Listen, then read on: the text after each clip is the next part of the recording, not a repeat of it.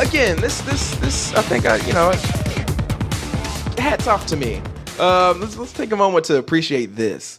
On this show, we've talked about games for a while, and we make our predictions. We talk about the future of gaming, how VR is trash, and just where things are going in the industry. And recently, or the past year, obviously we've had a few new console releases. Not really new console releases, but retro console releases. Of course, we had the lovely NES Classic, which everybody loved, which sold out like immediately, all because Eugene did not want to share with anybody. Scumbag 3000, aka Chicago Bastard. Yes, he bought all those, but of course, we had the NES Classic, which was a fine console. Had all your fun classic NES games that you wanted to play. You're missing a few, but it was all right. And then a little bit after that, boom, we had another fun classic release. We had the SNES Classic, the Snes Classic, and that had all your fun games, again, that you wanted to play on there. Super Mario World, F-Zero, they had Star Fox,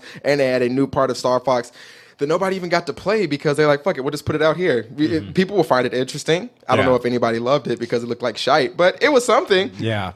But now, it kind of sucked. Yeah. But now, we have approached something that... Now, can I ask this question, Gertz? Did somebody predict the SNES on this show? Oh, yes, it was you. Oh, wait. Can you just say it one more time? Just a little slower, though? It was you. Now, oh God, Gertz, this show. I said, you know what? The SNES Classic is going to come out, and it came out real quick. It came out really quick after the NES Classic did. Yeah, it came out real fast. Yeah, so that happened, and the gaming industry was like, you know what?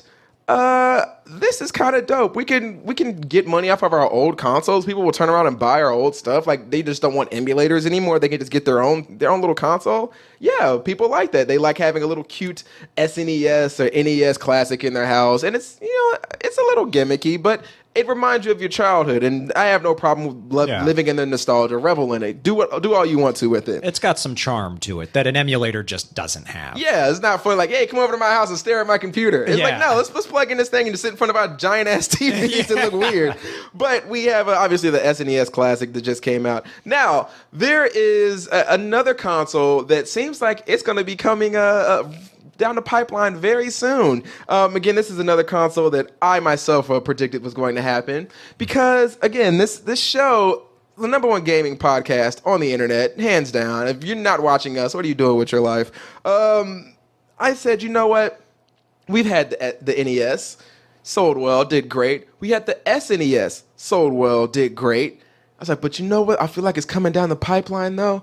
A console that did not get enough love, that nobody paid attention to. There was the forerunner in the visionary console when it came out in this country on September 9th, 1999. I remember that day. I don't know if you remember that day, but I do because it was great. Outside of being Corey Coleman's birthday, it is also the release of this console, the Sega Dreamcast, people. And now you're saying, wait a second, this isn't a Nintendo console. It's all been Nintendo stuff. It's the NES and the SNES. What's going on here? Well, people, there's been some news that has been coming out, and this is over on Eurogamer.net.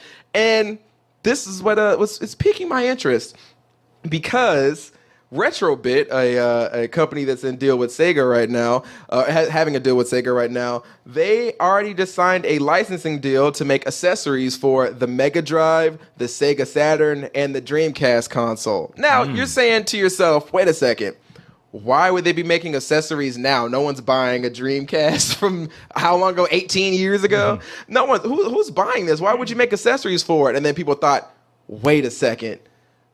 They're making the Dreamcast Mini. And that's when I've done it too many times on the show. I'm a little dry right now. But I was like, mascots here? Yes, people. This is not confirmed. This is all rumors, but because usually when you see this stuff coming down the pipeline, it looks like we're going to be getting a Dreamcast Mini sometime soon. Again, I said this on the show. God damn it. Again, it's not 100% confirmed. I'm just, putting that speculation out there. Go ahead and do with it as you will. Invest in Sega right now. I don't even know if they still sell socks. Socks, do they? They should sell socks. I was going to say socks? No. They should. But Sega socks and Sega Saturns and Sega Dreamcast. But yeah, that Sega Dreamcast Mini looks like it's going to be coming down the pipeline very soon. And then again, this got me thinking, what do we want on it? Again, there were plenty of games that were missing off of the NES and the SNES that I think we all wanted to go back and play. Some of those, like Donkey Kong Country 2 was not on there, but 1 was there. I wanted to play Diddy Kong's Quest, god damn it, and I couldn't because it wasn't there. But, they had a good, solid lineup on the SNES and the NES. But this had me thinking, what do we want on the Sega Dreamcast Mini? Now, Gertz, I texted you today. You did. I did. And after I was sending some pictures. After that, I asked, what do you want to see on the Dreamcast? What are your favorite games on the Dreamcast? And what do you want to see come on the Sega Dreamcast Mini? And now, people, it's just the top 3 of what we want to see. Mm-hmm. I'll let Mr. Gertz go first since it's his first show back from vacation. But Gertz told me number 3, and I'm going to put it for you guys. This is a game, of course, from this man, it's Sega. Yeah. Who the fuck else is it going to be? Sonic Adventures 1. Number 3 was Sonic Adventures 1, Gertz. Can you tell me, why you wanted to do with Sonic Adventures? Well, when I think of the Dreamcast, Sonic Adventures is the very first game that just pops into my head. It was the flagship game for it when it was first launched.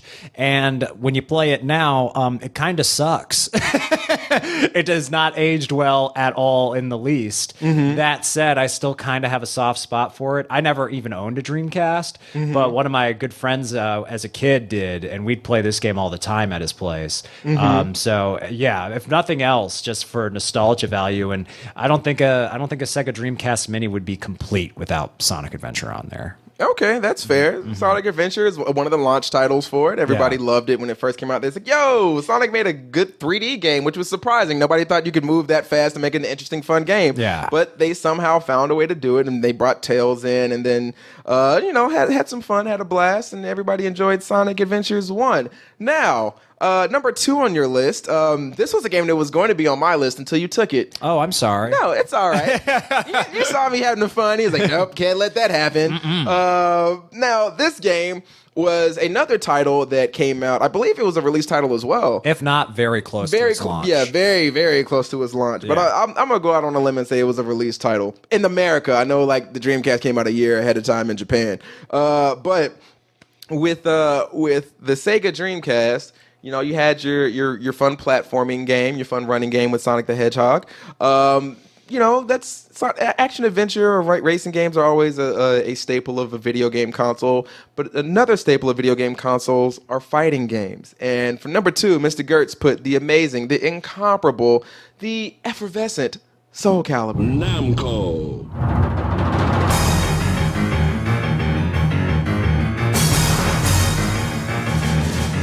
I don't know whose idea it was to be like, yo, we got to have this guy strike a sexy pose in this video game intro, but they went for it. Mm-hmm. Yes.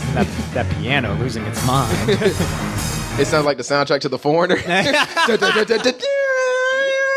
But you guys, people, Soul Calibur, the first one, which was a fantastic fighting game. I remember when this came out and I got it for my Dreamcast.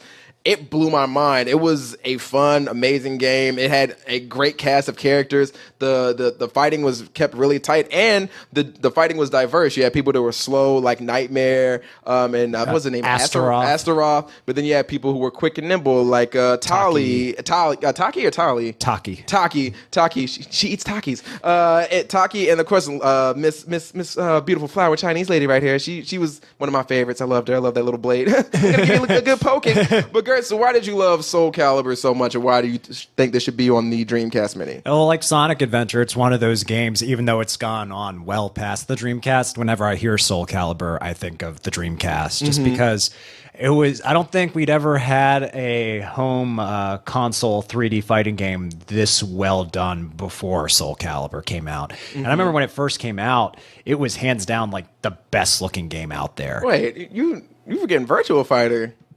I think Soul Calibur's better. Oh, that's fair. Yeah.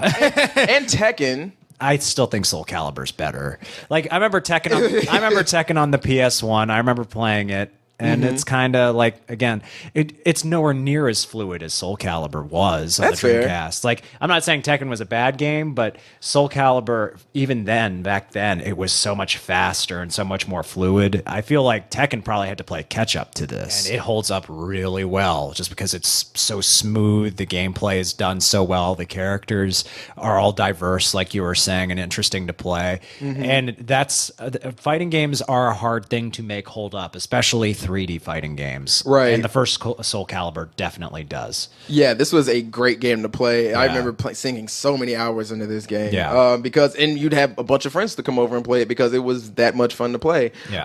Now, Gertz, the last but not least, the number one.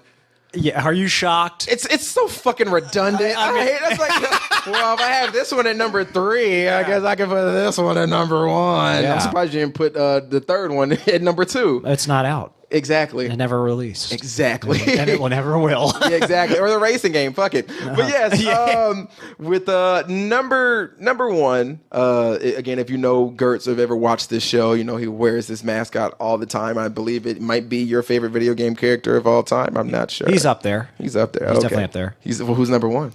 Probably Ratchet and Clank. You can only have one. Either Ratchet or Clank. Nah, I'd go with Sonic.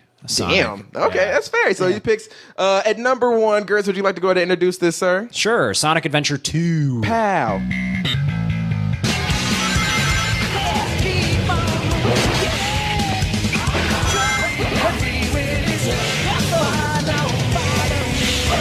Wait, why you not love the intro song, which I think is one of the best intro levels in most games, period. Oh yeah, this level's awesome. Yeah, first of all, you should be singing this song, goddammit. If this is your number 1 Dreamcast game, you should know all this shit. Yeah. But yes, why is Sonic Adventures 2 your number 1 Dreamcast game that must be on the Dreamcast Mini if it comes out, when it comes out? Yeah.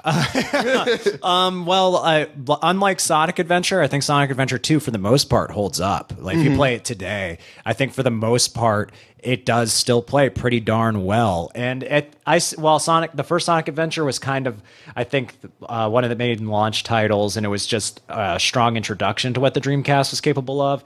Sonic Adventure 2 is kind of the opposite, and it felt like the swan song for the system because the system soon was discontinued after this game came out. It's so sad. I know, it's a bummer.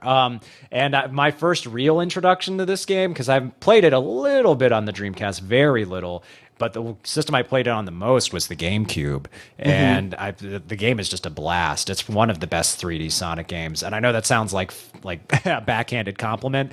I say that shit is not that hard to do. I think there may be only 2 3D Sonic games that I would consider like objectively good, and Sonic Adventure 2 is one of them. Okay, and then Sonic Unleashed. No, I'd say Sonic Colors. No, Sonic Unleashed. Y'all heard it here first. Right? Sonic Gertz loves Sonic Unleashed, Sonic Forces. What else is out there? Just the rest of Sonic games. We had a friend who was looking forward to Sonic Forces too. Yeah. I remember just seeing like commercials for it and videos where I was like, after Sonic Mania, this shit looks like trash. Yep. But again, Gertz he's got a pretty solid list, having again Sonic Adventures 2, Sonic Adventures 1, and Soul Calibur being in there. It's like, all right, these could be solid staples if they came out with the Dreamcast Mini. Yeah, they're all considered classics of the Dreamcast. Yeah, and again, that was in that very short amount of time, 3 years. Yes. So there were some really, really good games on there. Now, it's way too many to go into, but if we had to, narrow them down to our 3, Gertz just gave his 3. Time for me to go ahead and to give mine. I'm sorry, I hate when Coleman does this, but there's no ties. Okay, good. I was about to throw my bottle at you.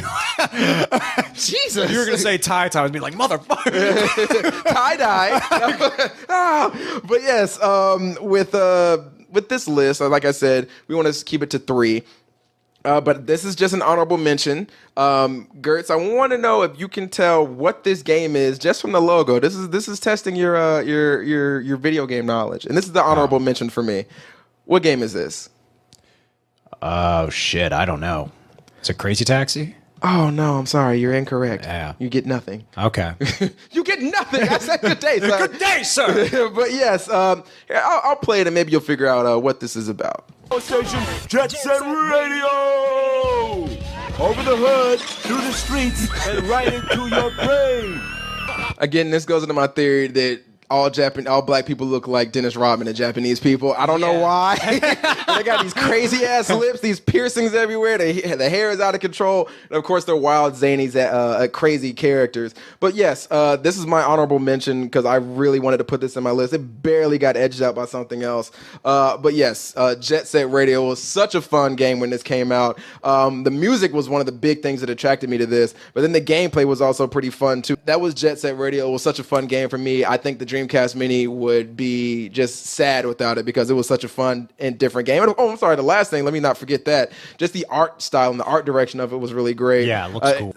One of the things I really loved about it was you could be in this massive city that felt like it was alive. There were cars everywhere. There was a police force. There were people walking to and from school. There were kids on the playground. So yeah, it was a great game. And if and when the Dreamcast Mini comes out, they definitely need to put Jet Set Radio on there. And Jet Set Radio Future was also great too. It looks like one of the earliest games to use cell shading too. I believe it was one of the earlier ones, and this was I think the one that kind of influenced other people to do it. Yeah. Here's when we get into my list. Number 3. Again, I think basically all you need to do for me to include your game on a best of list is just have a dope soundtrack. And this is one that I feel just had a great soundtrack done by mainly one band. And it was just an arcade mode, basically, or a time trial mode. And now, Gertz, you can go ahead and say the name of this game because you already said it. Oh, Crazy Taxi.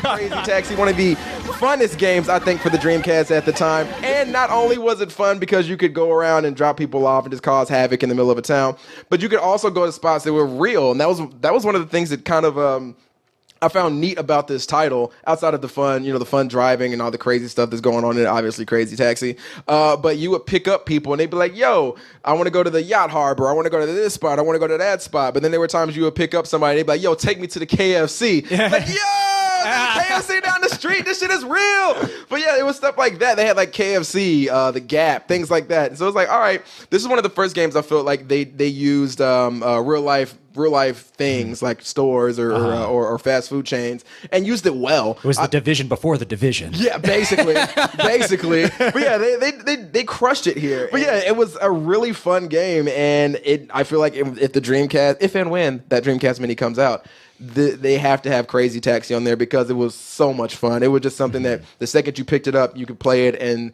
that was it. And I just loved it so much. It was such a great game. And did you enjoy Crazy Taxi? Oh yeah, yeah. Crazy Taxi almost made my list. Okay. Yeah, Crazy Taxi is great. It ain't better than Sonic games apparently, but it's good. Sonic is a little closer to here than Crazy Taxi. There's nothing there. Like, what are you pointing at? Yeah. this empty hollow space. This cavity right here.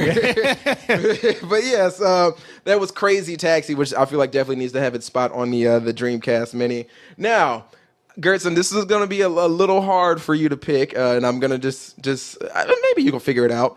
Now, Gertz put Soul Calibur as his fighting game. This would be my fighting game. I felt like they, again, did an amazing job, had a diverse range of characters. It was fun. It was something that you could play with multiple people, not just one-on-one. And this game, I feel like everybody had either that sleepover or that day or that summer where you just went over to somebody's house and played what, Gertz? Power Stone. Goddamn right.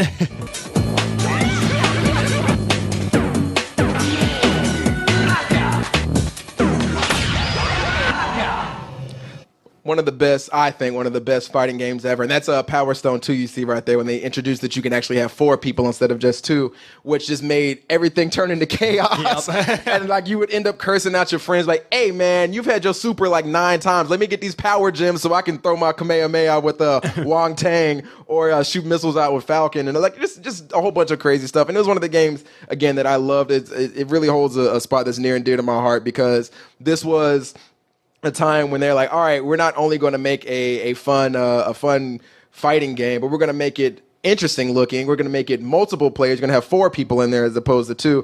And we're going to make the levels change while you're in them. And of course, having all the collectibles and everything was fun. And again, the diverse range of characters and the huge level arena selector. So yeah, man, Power Stone 2 definitely would have to make it for me because it was such a fun party game, an amazing game for just have multiple people over and just, make people mad because that was the goal of Power Stone to me, is to piss everyone off.